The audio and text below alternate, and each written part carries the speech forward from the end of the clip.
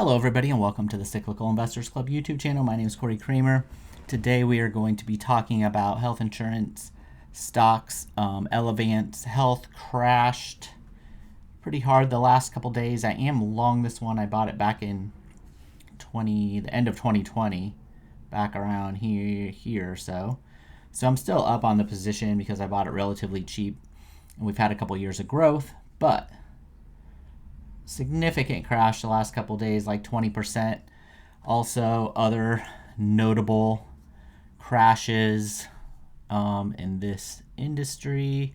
We have CVS, which has been going down even farther, and they do have the stores as well. Let's see, Molina maybe. Similar type of crash, 30%. Humana, obviously, I've covered that one. It's maybe down 50% at this point. Maybe more than 50%. Yep, more than 50% off its highs. So we've had a bit of carnage. UNH has probably avoided most of that because people just love this company, but it's probably going to come down a little bit too. And I think this is yesterday's movement, so I think it's down a little bit more today. So let's go back to Elevance really quickly. I made videos on almost all these on the channel at one point. I'm long Elevance, I'm long Cigna, which has fared a little bit better than some of these. But what I want, somebody asked me for kind of an update video, but I think I'm going to make and this is one, but I think I'm going to make kind of a broader statement and zoom out a little bit. Look at the big picture. Now the big question is, I think, do you want to go all in on these dips that we're seeing as an investor? And again, I'm long two of these, and I would be willing to buy the other ones potentially at the right prices. I think what I would say is I would not be going all in on these dips. If you don't have any exposure to this industry at all, starting to nibble when they hit the kind of the buy prices that I've talked about in my videos is okay. So if Elevance got, I forget exactly what the buy price was. I think it's another like 15% lower from here still or something like that. So it hasn't even hit my my buy price, which is based on this drawdown here in 2020.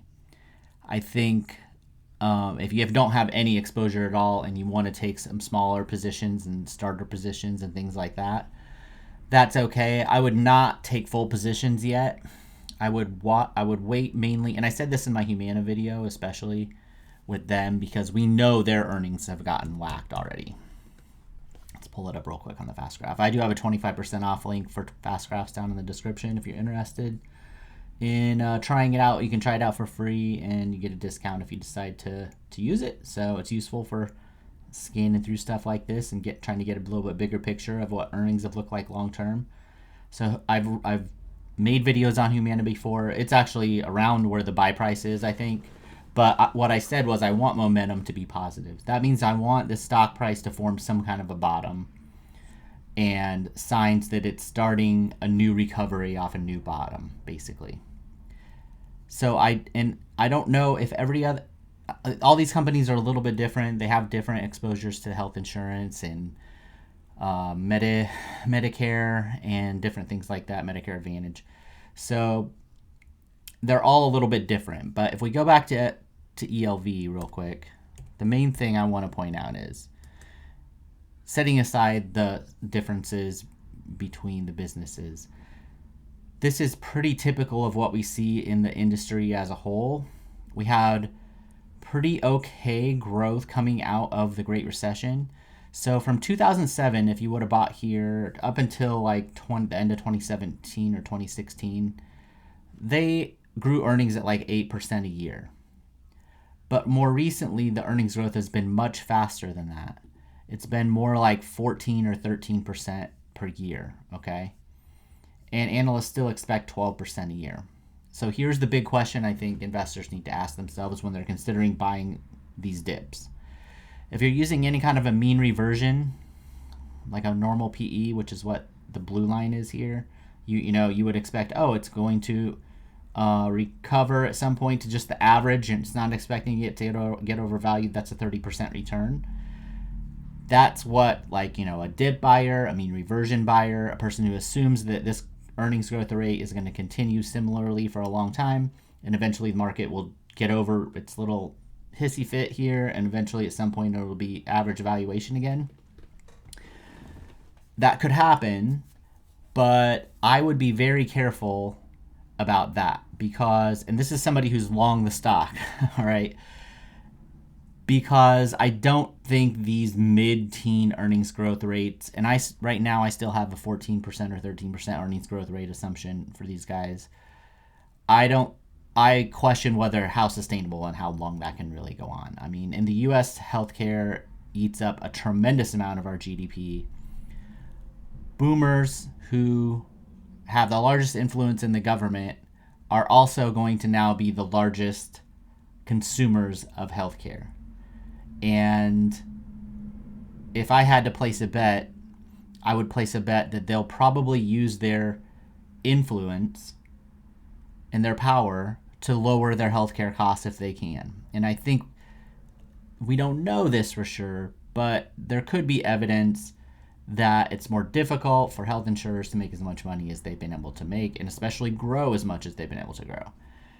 So I don't know that's going to be the case, but I wouldn't make a giant bet that things are going to be just how they were when boomers were younger and more and investing and working in healthcare and collecting the money than when they're retiring and now bigger users of the system, right? They're the people that have the most money and power, and just the way that power works and how much the government basically manages the healthcare system in various ways. There's all sorts of ways.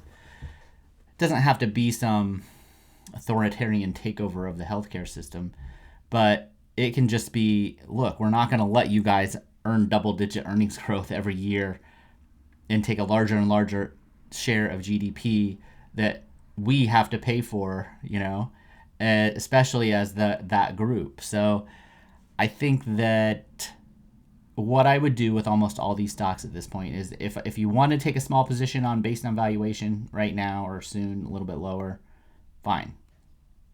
I wouldn't take any more until we see some kind of a reset, and it's not showing up in Elevance at all. But if Humana is, say, a canary in the coal mine, we want to see a new earnings base form, and then this market will kind of suss out probably at that point that we're going to start growing at a new rate, right? Now, you might not have to have this kind of decline in a company like Elevance or some of the others, UNH or something. It might just slow from 12% to 6% a year earnings growth. Well, if inflation's 3% and earnings are growing 6%, the real rate of growth, is 3%. And if you're paying a 12 PE or a 13 PE for a company that's growing at a real rate of 3%, then and maybe 3% might be high. It might not really grow it. So that's fair. That's a fair price to pay for that. ELV is probably a little easier to look at since earnings haven't fallen. But let's just say, okay, one, the market's wrong about 12%. Well, there'll be some kind of correction, which maybe this is the beginning of. But a business that's growing earnings at 6% and the trajectory is earnings growth is shrinking, a 12 PE is about right, So it might not be a great deal. And if these earnings estimates come down, the market will usually overdo it to the downside. And so what I would want is if that type of thing happens, and it'll probably happen mostly across the board for these stocks, then you want that multiple compression to happen. If there's any earnings declines like with Humana, you want those to hit. You want the stock price to reflect it. And then you want to see signs that that's like a new base. Like that's a new earnings base. That's a new earnings, maybe it's an earnings growth base if earnings never actually fall. We know from looking back in this period that these are capable of, this is an 8 PE that it traded at, we'll call it trading at an average 9 PE for like 5 years. That's 30%, 35% lower than where it trades now, right? And it did it for a pretty long period of time. So that's totally possible. And they were growing earnings at 8% during that time. It wasn't like they were, so, and interest rates were low. Interest rates are actually higher now than they were during that period. So it might look like a good deal because they've had a fabulous run. Earnings growth has had a fabulous run. I literally own the stock, but I wouldn't go into buying it right now thinking this is like the deal of the century and this is the easiest 30% and I can hold it forever, which is kind of what happened when I bought it. When I bought it relatively cheaply back here, because that trend kept continuing of mid-teens earnings growth. But I don't know.